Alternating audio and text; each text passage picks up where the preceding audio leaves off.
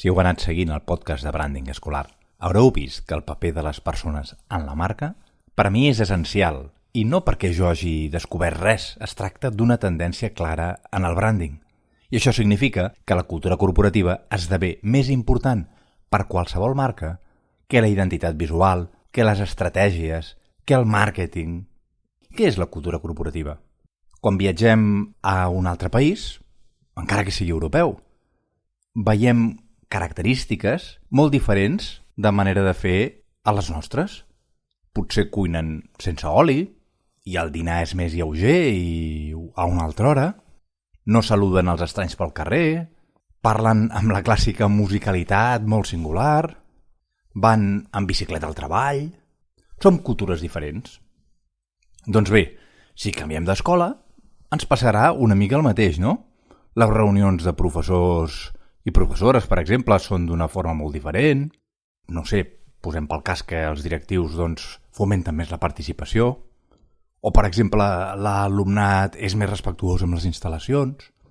Hi ha molta improvisació en la manera com es programen les activitats extraescolars. En qualsevol grup social hi ha unes normes de conducta i uns valors compartits que tenen molta importància. Són formes d'actuar comunes o dominants dins del grup que es van transmetent els uns als altres. I l'existència d'una cultura corporativa és una cosa positiva perquè actua com a element cohesionador i assegura el sentit de pertinença. Però això no significa que sigui conscient. Hi ha formes d'actuar presents al dia a dia però que no es reconeixen conscientment com a pròpies. I precisament per aquest motiu són tan difícils de canviar. Recordo una escola, per exemple, que era tremendament competitiva. Hi havia una gran competència interna entre el professorat per donar una bona impressió a la direcció. I us asseguro que no eren en absolut conscients del tema. A més, cal tenir present que la cultura corporativa és una cosa dinàmica, va evolucionant voluntàriament o involuntàriament. Canvia el directiu d'una escola, marxen i arriben uns quants professors o professores. És impossible que això no modifiqui també la cultura. L'important és ser capaços d'actuar en aquest canvi. Ja, però com sabem cap a on hem de canviar? Paul Capriotti, el vaig entrevistar fa uns mesos i teniu l'entrevista a brandingescolar.com. Paul Capriotti ens adverteix que el fet de fer-nos la pregunta ja és positiu. Ara bé, ser conscients d'aspectes que no funcionen a la cultura corporativa pròpia no significa estar en condicions d'abordar un canvi cultural a fons. Precisament perquè el canvi cultural és tan difícil, cal saber molt bé a on es vol arribar i com. De la mateixa manera que veiem que ens resulta difícil qualsevol canvi en els hàbits personals, no sé, jo vull ser més ordenat, voldria arribar puntual, voldria mostrar-me sempre més empàtic, però caram, no hi ha manera. Doncs, igualment, canviar la cultura corporativa exigeix tenir molts clars els objectius i els recursos que disposem.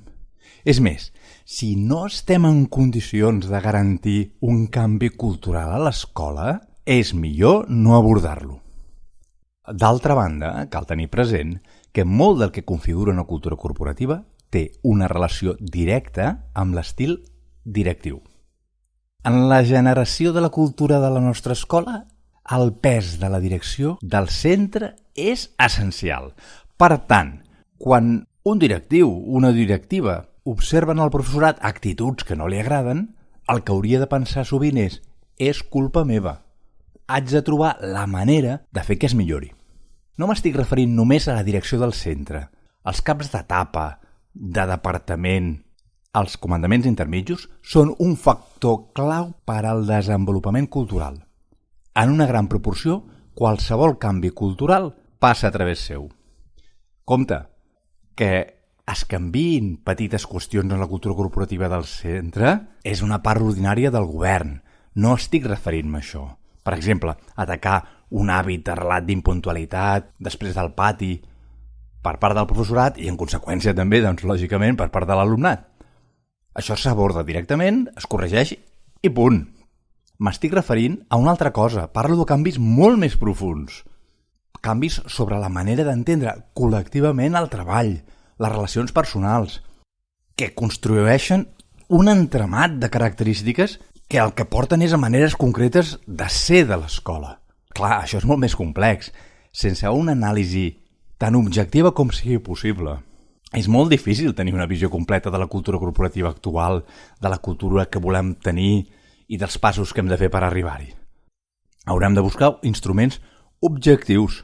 No ens podem deixar només dur de les nostres intuïcions. Evidentment, l'anàlisi dependrà dels recursos de cada escola. Per tenir dades objectives, haurem de fer qüestionaris amb respostes anònimes sobre el clima de treball, punts forts i febles de l'escola, l'autoimatge, la relació entre companys i amb els caps, aquest punt és importantíssim. Potser caldrà que intervingui un col·laborador extern, independent dels directius, que observi el treball, les reunions, que s'entrevisti amb el professorat, sobretot amb aquells que són líders d'opinió, o amb grups on pugui anar veient l'intercanvi d'opinions. Quins són els aspectes importants per observar? Veiem-ne uns quants. La conducta personal en relació al treball. La puntualitat, la cura personal, la constància, l'ordre, etc. La manera com es promociona el professorat, a cap de departament, a directiu, la selecció del nou personal, la forma com s'avalua el treball, la manera com es relacionen entre els companys i amb els directius, l'estil formatiu que s'impulsa des de la direcció, el grau d'acceptació de les opinions dels subordinats, la delegació de les tasques, és a dir, la delegació de les decisions sobre les tasques, l'interès pels assumptes extralaborals de la resta de la gent, de l'equip, la família, un viatge que ha fet un, la publicació d'un llibre, d'un altre, les estructures de l'organització, és a dir, d'una banda l'estructura material, els despatxos si són individuals o són col·lectius, i també l'estructura des del punt de vista funcional, és a dir, com està dividit en departaments, en etapes, etc. Les estratègies, els objectius que col·lectivament es marca a l'escola. Les estratègies són una manifestació importantíssima del clima d'unitat, i la unitat, recordem-ho, consisteix en tenir un projecte comú. Després tenim també la manera de comunicar i de rebre la comunicació per part de la direcció, per exemple, a través de circulars escrites o a través de reunions informatives o amb converses personals. La política de recursos humans, per exemple, si es premia tot el professorat d'un nivell per als bons resultats en les competències bàsiques o es sanciona un professor per arribar tard. En fi, i podríem seguir. Són les qüestions que veiem essencials en el funcionament de l'escola.